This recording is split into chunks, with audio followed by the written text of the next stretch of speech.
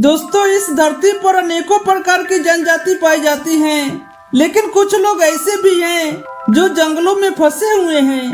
ये लोग आधुनिक दुनिया से कोई मतलब नहीं रखते, फिर भी आज की बुनियादी जरूरत से बहुत दूर हैं। उनके पास खाने के लिए उचित भोजन नहीं है। वे फल और जानवरों के मांस पर निर्भर हैं। उनके पास बिजली नहीं है और रात में वे अभी भी सूरज की रोशनी और आग पर निर्भर हैं।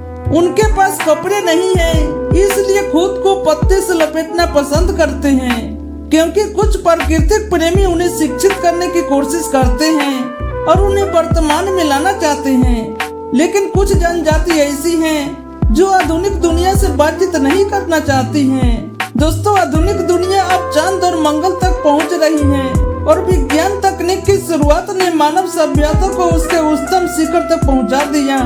लेकिन फिर भी बहुत से लोग ऐसे हैं जो समाज के बाहरी इलाकों में रहते हैं। उसमें से कुछ अभी भी सभ्यता से वाकिफ नहीं हैं। उसमें से कुछ तो यह भी सोचते हैं कि हम उनके जीने के तरीकों को खतरे में डाल रहे हैं और वो अकेले रहना चाहते हैं। नंबर 1, कैरिबस। क्या आपने कभी नरभक्षी के बारे में सुना है? वो लोग जो मानव के मांस खाते हैं। कैरिबियन द्वीपों के कुछ हिस्सों में अभी भी ऐसा लोग रहते हैं जो नरभक्षण करते हैं, क्योंकि इन जनजाति को नरभक्षण करने की आदत है, इसलिए इन्हें कैरिबस कहा जाता है। ये दुनिया के पहले ऐसे लोगों का समूह था जिन्होंने नरभक्षण किया। बाद में यह दुनिया के अन्य हिस्सों में फैल गया और इसे दुनिया की सबसे खतरनाक जनजातियों में से एक माने जाते हैं। Number 2, exact. एजेक्ट इतिहास की अब तक की सबसे क्रूर जनजाति में से एक है। कोलंबस द्वारा खोजे जाने से पहले भी ये जनजाति अमेरिका महाद्वीप में मौजूद थी।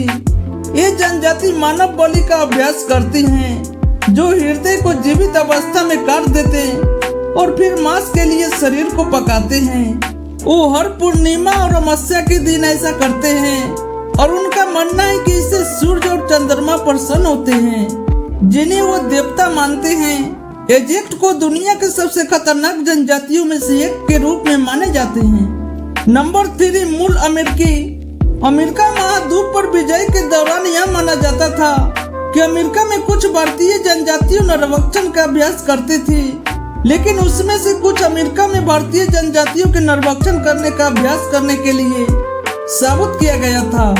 1778 में स्पेन से एक पादरी इस जनजातियों की गतिविधियों को देखने आया था।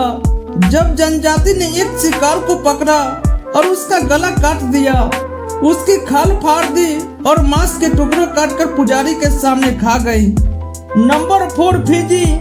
फिजी आज दुनिया के सबसे ज्यादा पर्यटक आकर्षण वाली जगहों में से एक है, लेकिन कुछ सदियों पहले ऐसा नहीं था। मेलानेशिया, सेवागई और पोलिनेशिया के इलाकों में सांस्कृतिक नरभक्षण फैला हुआ है।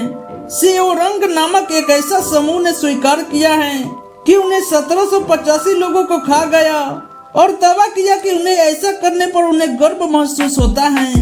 नंबर 5, कोरोबाई। कोरोबाई इंडोनेशिया में रहने वाली जनजातियों में से एक हैं। ये जनजातियां आमतौर पर पपुआ में पाई जाती हैं, जिस पर उन्हें चुड़ैल होने का संदेश देता है। वे आमतौर पर उन्हें दिमागी गर्मी की स्थिति में खाते हैं। कोरोबाई जनजातियों जंगली जानवरों और अन्य जनजातियों से खुद को बचाने के लिए ऊंचे पेड़ पर रहते हैं। नंबर 6, ईफो जनजाति। ईफो जनजाति पपुआ में न्यू गिनी में विशेष रूप से हाईलैंड्स में प्रतिबंध है, क्योंकि ईफो जनजाति अपने आसपास के वातावरण के टुकड़े से बचने और सुंदर हैंडरेस से खुद को सजाती हैं और कुछ चमकीले चेहरे रंग भी पहनते हैं। तो दोस्तों, आज की वीडियो यहीं तक समाप्त करते हैं। फिर मिलते हैं किसी नेक्स्ट वीडियो में। तब तक के लिए धन्यवाद।